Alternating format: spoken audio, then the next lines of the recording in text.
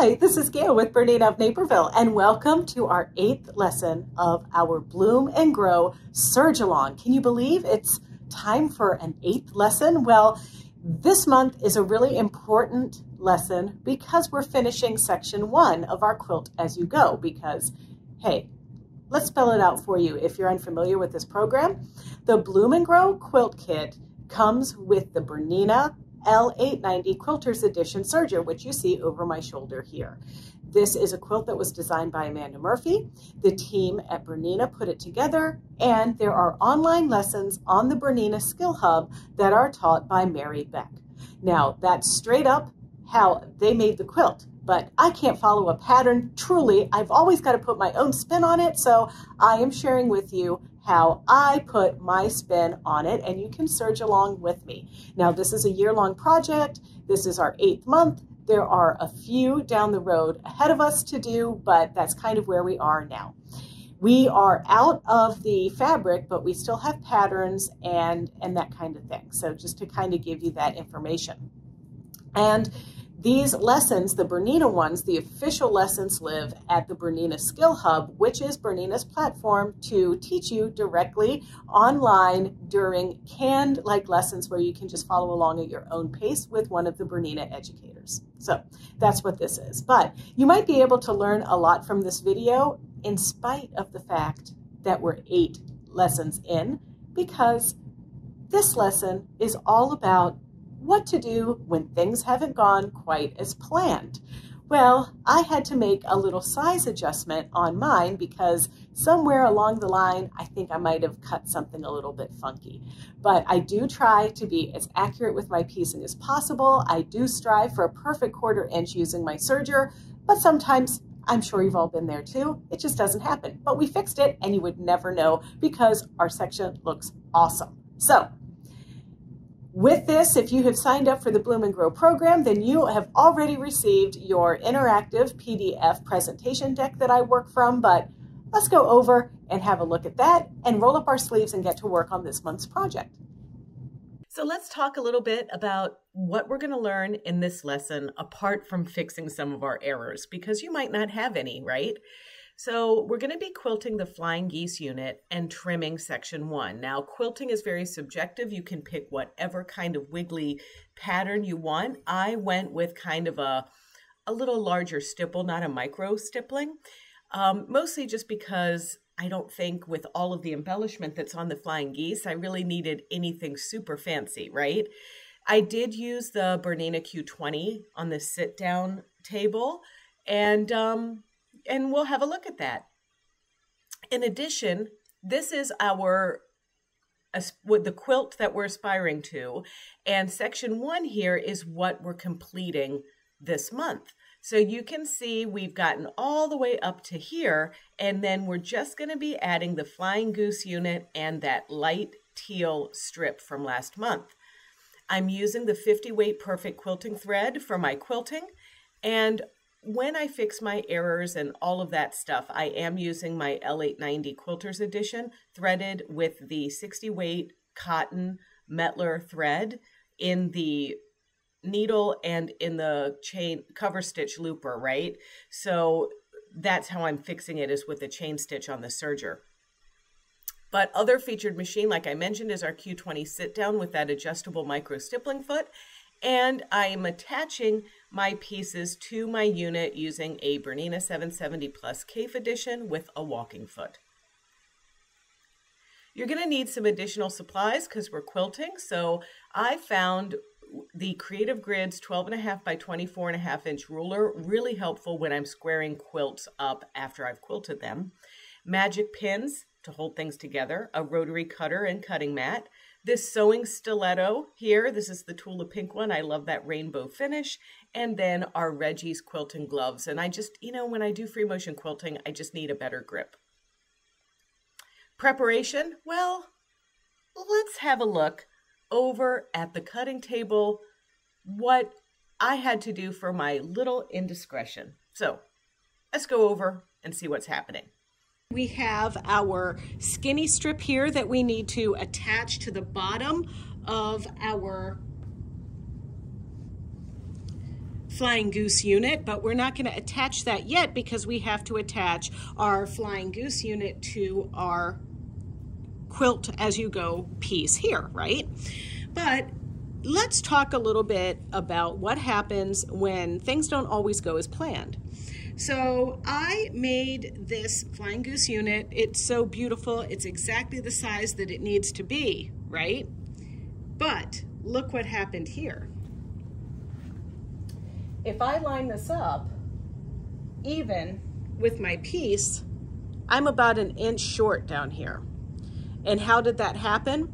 Well, up until now, I've had a few pieces that were kind of higgledy-piggledy, so I kind of straightened them up or whatever.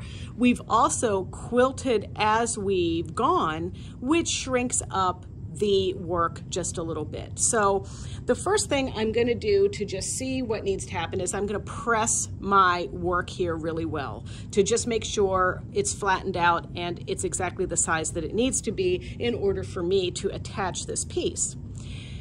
If that doesn't work, I've got some plans. So I gave it a little pressing and that didn't necessarily do the job. So I could investigate my Flying Goose unit here that I have, and I can see here I've got like a little gap there. I've got like some gaps on my piece. So I can also work on maybe being a little bit more accurate in that respect. So I can just go through and just do another little row to kind of ease this fullness in. So let's do that. So I specifically have a slightly different color threaded up through my 890 so that we can see what we're doing here. So I'm just going to go a little bit closer to the point there when I stitch this seam. And you know, this is kind of like looking up under my skirt here. So let's just lift and go just a little bit to the left of the seam.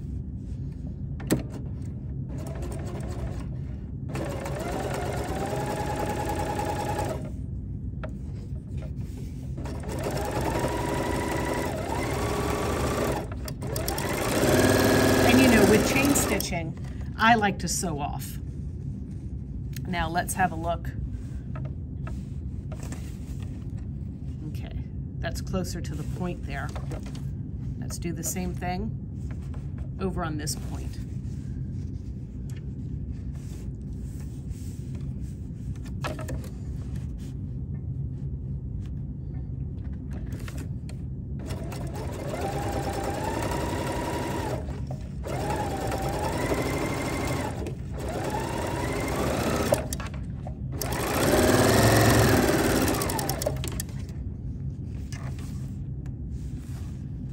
I could have probably gotten even a little bit closer there. Okay, we'll revisit.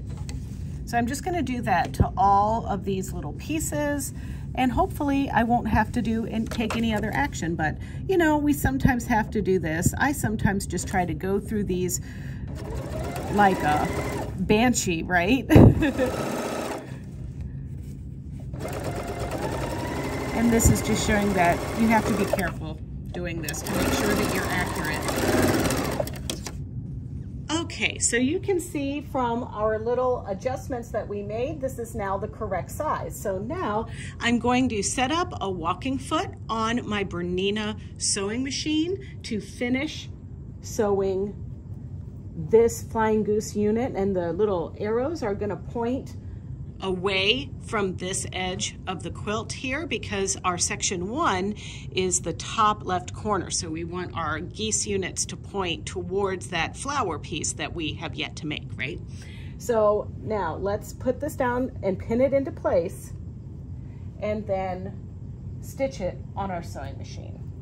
Okay, so on the walking foot that I'm here using my red walking foot with a Kaffe 770 plus. But on the walking foot, I've showed you this in other lessons, that there's a little notch right here on the foot, and that's the 1/4 inch mark. So I'm going to line the edge of my fabric here up with the edge of that mark. And I'm using a straight stitch, and I'm raising and lowering that with my freehand system. So I'm just going to start right at the edge there. Going to make a couple of stitches and then reverse. There we go, and then remove the pins before you get to them, and we're just going to do a straight pass to attach these Flying Geese units to our Quilt As You Go piece.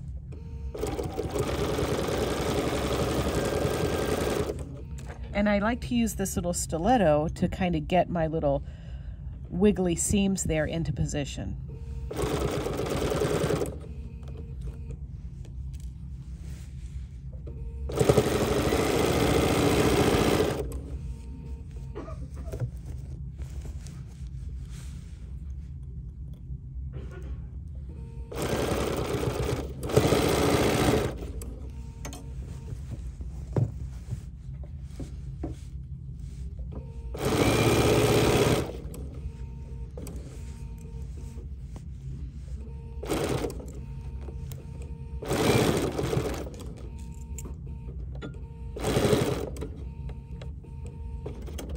So now that I'm over at the iron, I'm just going to flip this over and press. And then we're going to repeat that process on this side with our skinny teal strip. Okay, so now for our light blue piece or light teal piece, we're going to pin this into place. We're going to stitch it, and then when we flip it over, we're going to sew it down on the other side, less than 1/4 of an inch. When we pin this, we want to make sure that we're lining it up right to the edge of our Flying Geese unit.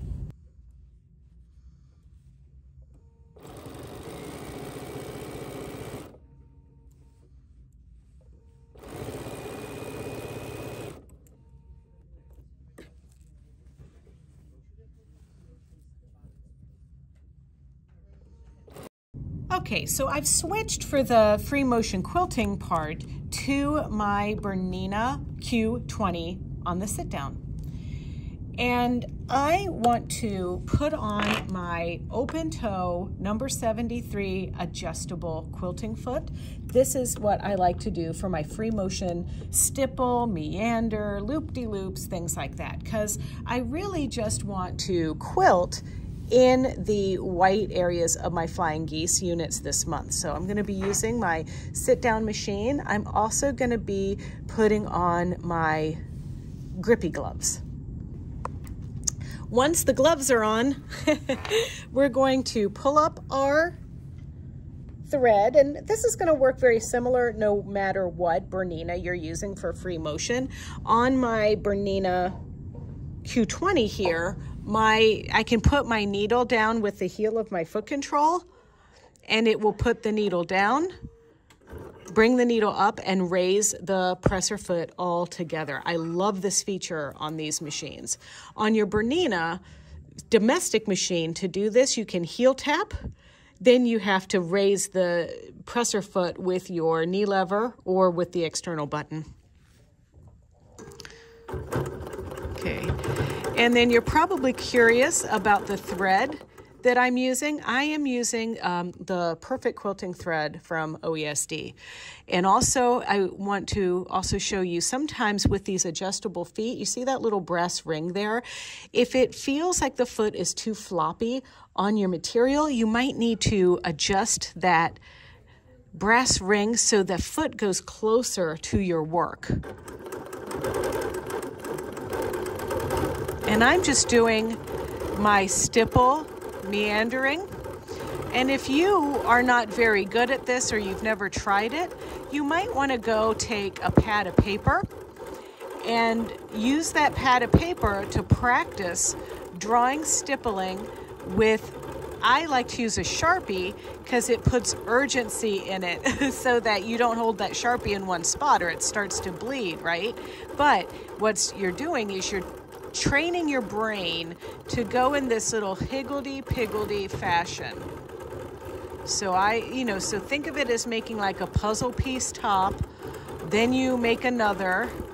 And if stippling isn't your jam, some of you may like doing loopity-loops or something like that. But there's something that just about everybody can do with free motion. You also might just consider practicing doodling.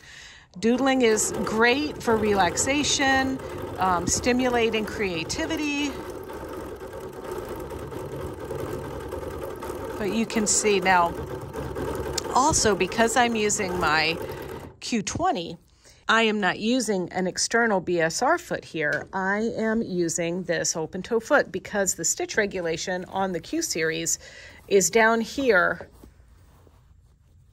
in these two spots right there. Just like on our 990, that spot is in the center between the feed dogs under there. So the 990 is the only domestic Bernina that has the built-in stitch regulation, and then the Q16, Q16 Plus, and Q20s have the built-in stitch regulation. Otherwise, you're using that removable Bernina stitch regulator foot that we've all grown to love since about 2004, right?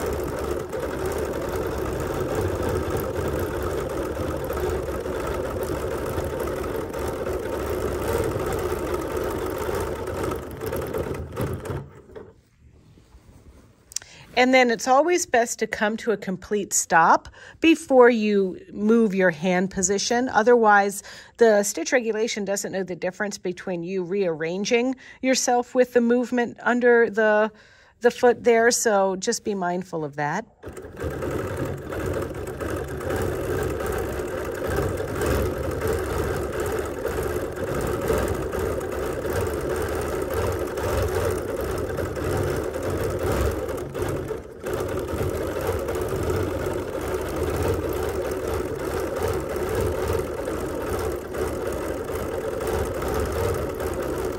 And you might also be noticing that I am sneaking from triangle to triangle here through this little seam. That way I can do pretty much my whole quilting without stopping, tying off, cutting my thread. I can just do one pass. That's called continuous line.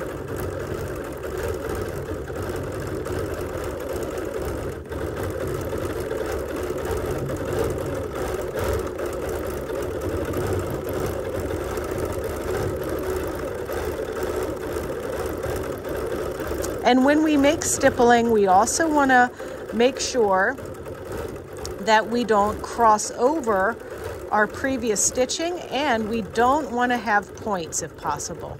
Now, some of you might have a very pointy look to your stitch. Well, if it's pointy and you like it, go ahead. Remember, beauty's in the eye of the beholder, and you are the designer and creator of this project. Even though this is a project where a lot of people are giving you lots of lessons on how to do it, it's still your quilt.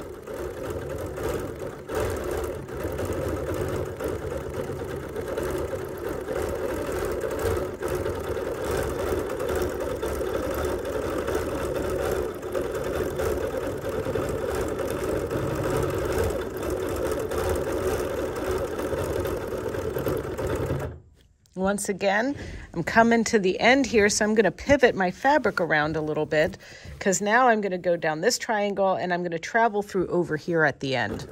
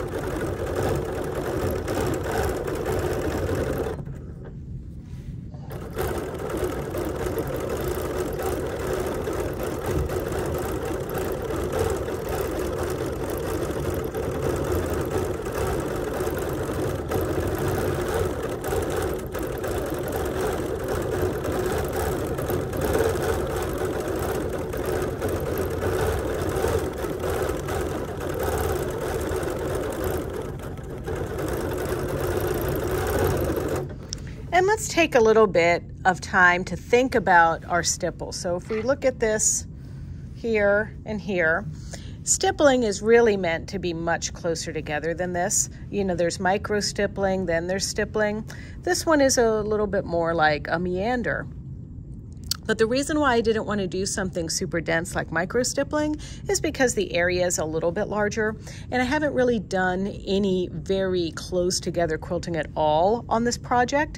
And if we were to have done that, then we would get lots of areas that would really look saggy. So when you quilt, you definitely want to make sure that you're spreading your quilting out more even so that the whole thing is kind of put together with the same density. So as we look at this piece, everything, there's some areas here where we quilted in the hoop, right? I left this black area blank. I'm leaving my teal area blank for now. We're gonna do that on another day later on in this session. And then here's where we started, where we did some of our stitch in the ditch on these areas. And this was about 2 inches or so apart. And then of course our stippling. Now we could still go back one day if we decide we need more quilting, and I think it would be fun to maybe do some ribbons or practice some of our free motion in some of those areas one day if you wanted. But pretty much I'm happy with the consistency of the quilt on this section. So the only thing left is really to trim this piece down. I'm starting over here in the corner. And I'm just taking this is a really cool ruler. This is a 12.5 by 24.5 inch ruler. It's great for squaring up your projects like this. And I'm just gonna go ahead and line this up like so. I'm gonna have to make some trimming. I did draw a line on some of this fabric that was a little bit longer than I needed, so I'm gonna trim there. And I do have a cutting mat under here, so don't think that I'm cutting directly on my cabinet here. Okay, so I'm trimming that off, and then I'm gonna line this up here and get this edge flush with the bottom of my ruler. And I'm gonna trim, my mat ends about there, so I'm just gonna make sure that everybody's happy up to about that point.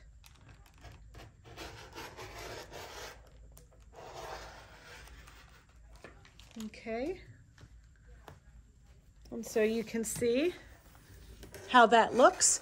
So now I'm going to use that as a gauge as I move the other part of this section up. And I'm going to keep this ruler aligned with my straight edge there and see how it lines up here. It is relatively straight, which makes me very, very, very happy.